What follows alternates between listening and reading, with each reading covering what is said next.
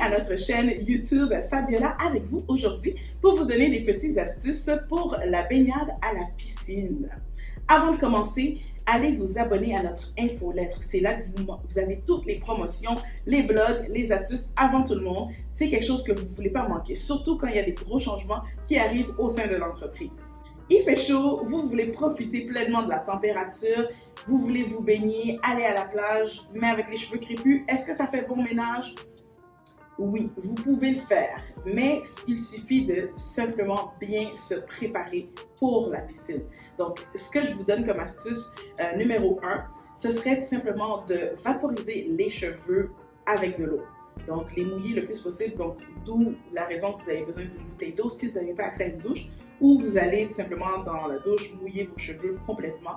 Pourquoi? C'est que ce que ça fait, c'est qu'une fois que les cheveux sont mouillés, ils ont une capacité d'absorption. Donc, ils vont moins faire pénétrer l'eau avec le chlore ou avec le sel si vous êtes à la plage, que si jamais vous étiez allé avec les cheveux complètement secs dans l'eau. Donc, tout ce que vos cheveux absorbent sont l'eau avec le chlore. Donc, vous vaporisez, comme je le fais présentement dans les cheveux de ma fille, je vaporise d'eau et j'applique un revitalisant, un après-shampoing, dans le fond, qui va venir mettre une barrière pour empêcher tout simplement l'eau de pénétrer le plus possible dans ses cheveux. Et je recouvre le tout d'un casque. Donc ça, c'est un casque qui va empêcher l'eau de rentrer. On ne va pas se mentir, les enfants, ça saute complètement tout le temps dans l'eau.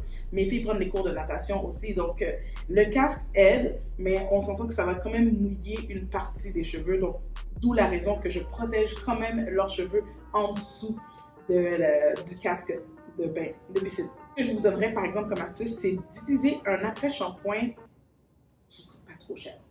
Donc, par exemple, vous pouvez aller dans n'importe quel petit magasin ou des dollar stores, puis vous achetez un petit shampoing qui coûte un après-shampoing, excusez-moi, 2 ou 3 dollars que vous allez appliquer. Let's face it, ça ne va pas rester sur vos cheveux, vous allez le rincer tout de suite après la piscine et ça vous permet de garder vos produits comme Royalty qui sont un peu plus luxueux dans votre cabine sans les gaspiller, surtout si vous allez à la piscine régulièrement. Si jamais vous êtes la personne qui aimait aller à la piscine juste pour se saucer, prendre un bon temps, ne pas mouiller ses cheveux, I got you covered too. Juste monter ses cheveux, faire une petite toque et de enjoy la piscine comme on le voit ici. Ou si vous êtes aussi la femme qui prend des cours de natation, qui pratique beaucoup la nage ou qui veut tout simplement protéger ses cheveux, donc on peut faire la même étape que j'ai faite à ma fille au début et vous mettez un casque de bain. Ces casques de bain, là, je vais mettre le lien dans la boîte de description.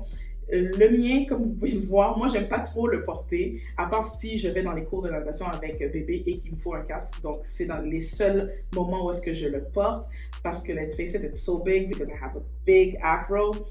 Fait que j'ai pris le vraiment extra large. Donc, j'aime vraiment cette compagnie-là. Ils ont des casques de bain vraiment larges. Donc, il y a celui qui est pour enfants, comme vous voyez, vous avez vu dans les cheveux de mes filles.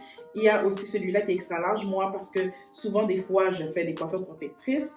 Donc, j'ai des cheveux qui vont jusque dans le bas de mon dos.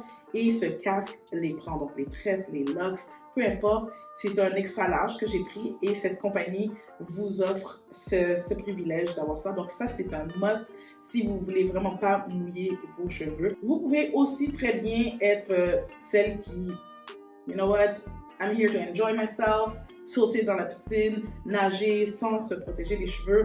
Je le fais ça aussi, surtout quand je sais que j'ai une session de lavage tout de suite après ou le lendemain. Donc ça, je vais être franche, des fois, tu n'as pas envie tout de suite quand tu sors de la piscine.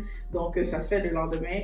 Donc ça, c'est ce que vous voyez ici présentement à l'écran. Donc rentrer dans l'eau sans problème. J'ai pas protégé mes cheveux avant parce que je préfère, quand on protège les cheveux, je préfère vraiment mettre un casque par-dessus pour éviter qu'il y a les résidus des produits dans l'eau. C'est ce que vous voulez pas. Donc, si vous allez pour l'alternative de protéger avec l'après-shampoing, c'est important de mettre un casque pour protéger le plus possible parce que ce serait pas très fun soit pour le propriétaire de la piscine ou pour l'endroit où est-ce que vous êtes quand il y a plein de personnes, de laisser des produits dans l'eau. Donc, le casque va vraiment protéger au maximum répartition du produit, si on veut. Donc ici, je saute à pieds joints sans problème. Je vais nager sous l'eau sans avoir protégé mes cheveux, mais je sais que je vais avoir un soin hyper hydratant par la suite. Et c'est là qu'on est rendu. Le soin après la piscine. Donc là, vous pouvez sortir de l'eau, ensuite profiter un peu de rafraîchissement et par la suite, les produits clés pour aller faire une session de soins hydratants. Donc, le shampoing très doux. Donc, c'est important après avoir fait une baignade, que ce soit à la plage, donc avec l'eau salée ou les piscines salées ou avec le chlore. C'est important de laver et de retirer le chlore que vous avez que vos cheveux ont absorbé, disons. Donc, c'est de faire le shampoing qui va vraiment retirer. Donc, il est beaucoup plus performant maintenant, le shampoing que nous avons, qui est l'étape numéro 1. Et ça vous permet de retirer tout en douceur le chlore qui est dans les cheveux. Par la suite, c'est important de faire un masque. Surtout si j'ai été me baigner.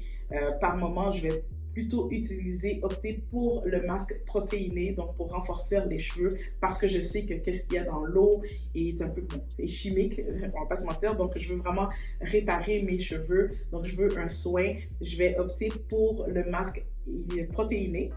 Par la suite, on poursuit avec le reste des étapes 3 et 4 pour l'hydratation après le lavage. Et vous voyez que ça vous donne les cheveux super soyeux. Comme vous pouvez le voir dans la vidéo, si vous ne l'avez toujours pas regardée, elle est dans le lien. Ça va être juste ici, qui va vous permettre de voir le lavage des cheveux en 4 étapes, donc les 4 étapes que je viens de vous dire, et qui vous laisse les cheveux soyeux, souples. Let's face it, it's royalty. Your hair feels like royalty. Puis c'est ce que nos cheveux méritent. Donc ça permet justement à nous, les gens qui ont les cheveux crépus, de profiter de se baigner, de profiter du beau temps comme tout le monde et de ne pas se soucier de « Oh mon Dieu, à quoi mes cheveux vont ressembler après ?» Vous avez tout le soin que vous avez besoin pour avoir la couronne soyeuse avec les produits Royalty et profiter en même temps du beau temps en faisant la baignade et en s'amusant comme des fous. Laissez-moi savoir dans les commentaires justement si vous avez une piscine ou vous allez régulièrement à la piscine ou la plage, où est-ce que vous êtes et qu'est-ce que vous faites comme soin avant ou après la piscine. Donc, je veux vous lire. Merci, à la prochaine!